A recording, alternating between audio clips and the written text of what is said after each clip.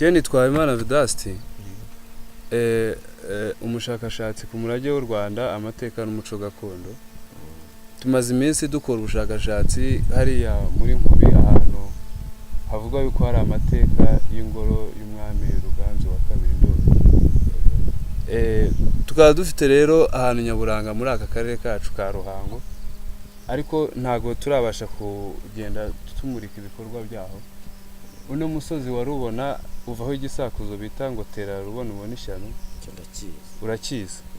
Nkawe nk'umuyobozi w'umudugudu wabyirutse hano uhumba amateka kuri wa musozi ateye gute, nk'ahantu nyaburanga hagakwiye kuba ari amabuye baza kuyarimbura hakaboneka ikiyaga ugasanga umwimerera uracitse. Ubundi rero byonyine kuvuga ngo nabyirutse nkumva iki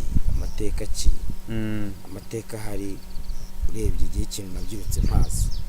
Twajyaga tujya turi abana turagiye tubona agatare keza gashashe, umuntu twabaza dutasa ahantu bakavuga ngo ni muri Nyiramitego, ariko ugasanga ni ahantu rwose ubona hameze neza umuntu yanajya akahicara, kuko hari n'igihe inshuro nyinshi kuko twaga turi abana wasangaga hari n'abasore baturutse Ikantarange ugasanga baje bicaye aho hantu, ukabona ni n'ahantu heza umuntu akwiye no kugenda agahafatira amafoto. Ariko ubu ngubu kuvuga ngo nanone uko hakagombye kurimbuka twebwe tubona abantu bazi noneho nk'ubu ngubu urabona ndi mudugudu, ariko njye nagiye kubona mbona imashini iraje twabaza dutese, ariko aha hantu haje ni umushoramari twebwe tuje mu birombe, ku buryo nk'ubu ngubu icyo nakubwira ubu sinashobora, urabona aho ntuye sinashobora gukura ibuye hano mu murima wanjye ngo ngiye kuripakira.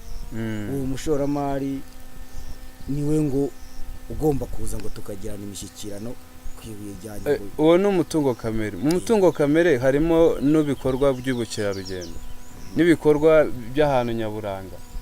Aho hantu ntago hakwiye kurimburwa. Uwo ni umurage w'u Rwanda.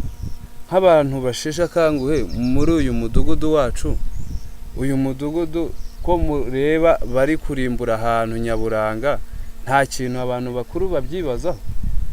Abakuru bo kwe kugeza kuri izi saha ntago twari tutarakora inama wenda n'abantu bakuru kumva ikintu bavugaho, ariko nabo kugeza kuri ariko se mubona atari ikibazo cyaba kiri kwica umwimerere w'igihugu? Ikibazo kirahari ubwo n'abaturage batuye munsi y'awo musozi nabo kuri izi saha bafite ikibazo cy'amazi cyuko hava ikiyaga hejuru. Hazava ikiyaga. Ikindi nk'uko imvura igwa. Muraho mukecuru? Muraho neza? Yego neza shimwe. Ahimbazwe. Muraho neza? Imana y'u Rwanda ihorane nawe.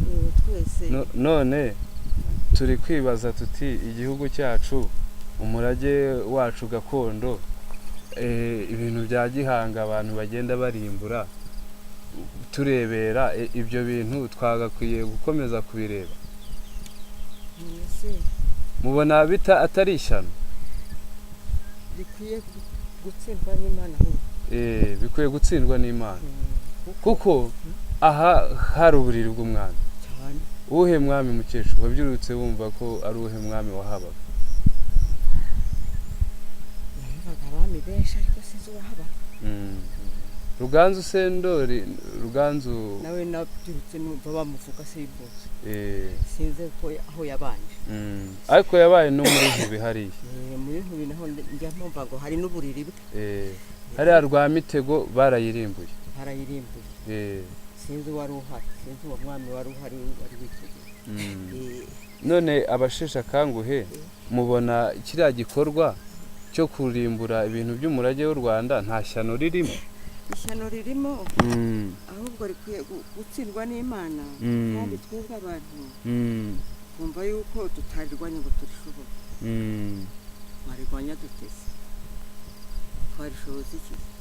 Dukumva ariko kwiyegeranya mu bumwe bwacu bw'Abanyarwanda tukagaragaza ikibazo gihari two gukomeza kurebera ikibi. Birashoboka ubwo byari bitaragerwaho rero. Ariko rero mu gihe bizagerwaho bikazagerwaho yenda Imana yabihagarika. tumenyesha ubu tugomba kumenyesha ubuyobozi ko murabizi ko ubuyobozi buhera mu hasi, ubuyobozi bwegerejwe abaturage, nta bandi bantu rero bagomba gukemura ikibazo atari abaturage. Ntago umuntu agakwiye kuva ikantarange ngo azasenye ibikorwa by'umurage w'u Rwanda abantu bareba. reka kubera yuko natwe twabibonye dutwe ntitunazi nuko byaje n'uwo muntu wavuye ikantarange ntitumuzi, tuzi igihe yasize, bagiye kubibona tubibona kuriya, tutazi aho biturutse. urumva iyi rubona yacu rero ni ahantu nyaburanga, dukwiye kumenyesha ubuyobozi yuko ibikorwa bikwiye guhagarara byo gutwicira umurage w'igihugu. sibyo nuko byamenyekana umurage w'igihugu n'abaturage bahatuye ubwabo nabo nta mahoro bazagira, kuko urebye ntawe mudugudu iyo urebye ubona nta mahoro byaha aka gace dutuyemo rwose nta mahoro byagaha, kuko impamvu niba bavuze ngo ni ikirombe baje kuhacukura kandi ni hejuru y'abaturage, urebye ni haruguru y'abaturage, abaturage barahatuye, ntago bavuze abaturage reka tubanze tubimure, ahubwo bagiye guhera haruguru bacukura. byonyine ni impungenge ubwabo, ibuye riramutse rimanutse byamanukira kuri wa muturage, kandi kugeza kuri izi saha nta bwishingizi uwo witwa ngo ni umushoramari yigeze agira gute ashyira muri ba baturage bagize gute bahatuye. Ushobora kumanuka rero ugasanga yaranamusenyeye cyangwa se rimwiciye n'itungo wenda ryaba riri hafi aho ngaho, ugasanga wa muturage nawe agize gute abuze n'aho abariza kubera na wa muntu atazwe. ubu nakubwira yuko mu izina ry'ubuyobozi nkawe amazina yawe yatugezeho. Amazina agiye, izina ryanjye nitwa Dusengumuremyi Silver, nkaba ndi umuyobozi w'umudugudu w'ahantu ahangaha mu mudugudu w'Amasambu, Kagari ka Rubona, ari naho ibyo bikorwa bibera cyane, nubwo inyuma nanone hari indi midugudu, ariko ahanini cyane urabona ko ari mu mudugudu w'Amasambu byegereye. ni ubufatanye mu gusigasira umurage w'u Rwanda. Murakoze.